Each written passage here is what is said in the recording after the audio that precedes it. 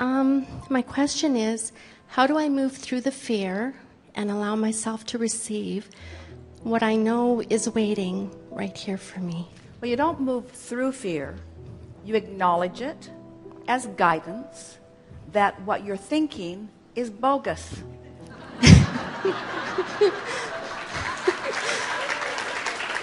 That the feeling of fear, the significant thing that it's telling you is you're thinking of something that your inner being isn't thinking of. Because if your inner being agreed with you, you'd be feeling elation.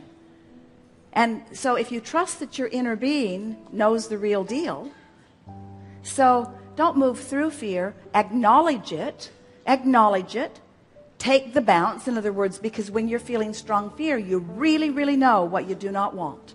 So you're really, really specifically focused upon what you don't want, which means you're launching really specific rockets of desire about what you do want.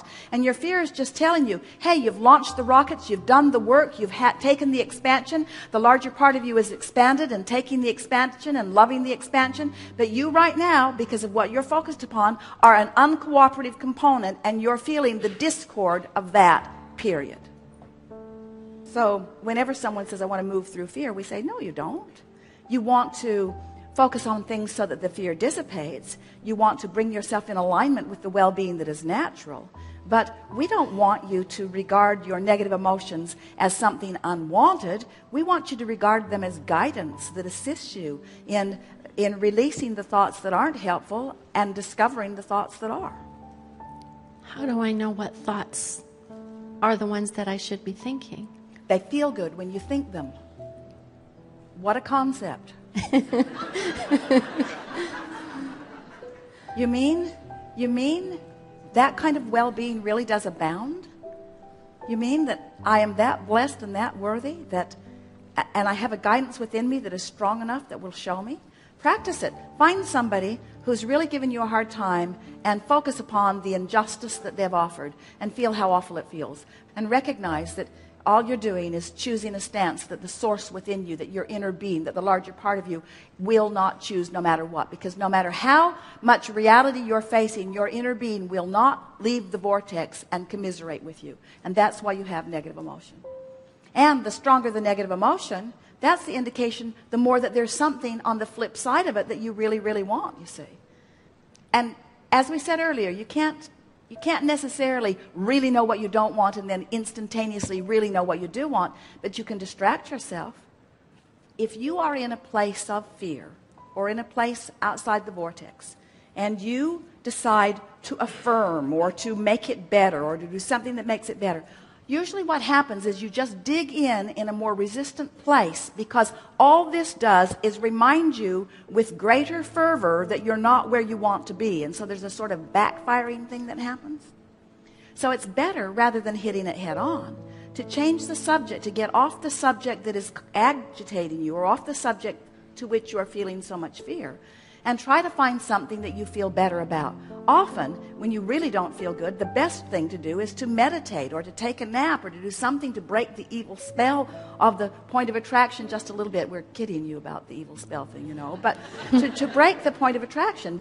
So the way you release fear from your experience is by replacing it with confidence and certainty. The easiest way to release fear from your experience is to find something to love, something easy to love, and focus upon the fact that you love it and how much you love it.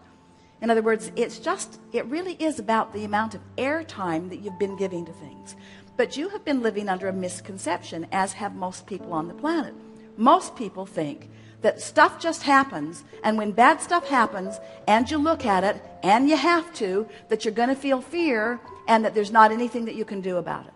And we want to say, even under the most fearful of conditions, you don't have to feel fear, because you have the ability to change the subject. So why wouldn't anyone? This is a big question that we want you to consider about yourself. Why wouldn't anyone be willing to change the subject from a fearful one to a joyful one? Why would you not be willing to do that?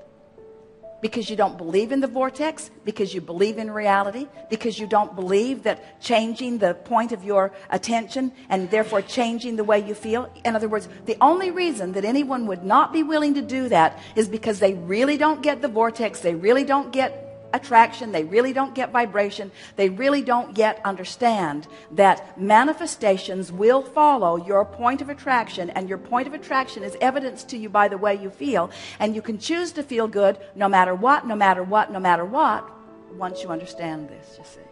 So when you say, how can I push through fear? We say, we wouldn't. We just try to find little pieces of something that feel entirely different than fear, and we would practice them until they're more so active in our vibration that even scary things don't scare you. It's so interesting. You can reach the place where someone will say something to you that has the potential of frightening you, and you don't feel fear because your understanding of well-being is so in place within you that you know how illogical that fear is. Very good. Thank you very Yes, much. it is.